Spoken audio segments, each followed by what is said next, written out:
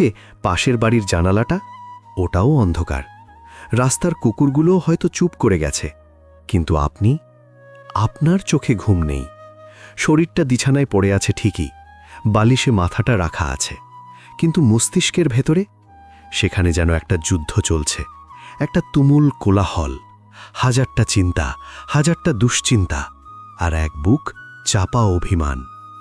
মনটা কি খুব বেশি খারাপ? এতটাই খারাপ যে কাউকে বলে বোঝাতে পারছেন না? বুকের ভেতরটা কেমন যেন ফাঁকা ফাঁকা লাগছে, তাই না? মনে হচ্ছে এই বিশাল পৃথিবীতে এত এত মানুষ, অথচ দিন শেষে আপনার কথা শোনার মতো, আপনার কাঁধে হাত রাখার মতো কেউ নেই। দেখুন, আমি আপনাকে মিথ্যা সান্ত্বনা দিতে আসিনি। আমি বলবো না যে সব ঠিক হয়ে যাবে, চিন্তা করবেন না। ওসব সস্তা কথা শোনার বয়স বা মানসিকতা কোনোটাই এখন আপনার নেই। আপনি বাস্তবটা দেখেছেন, আপনি দেখেছেন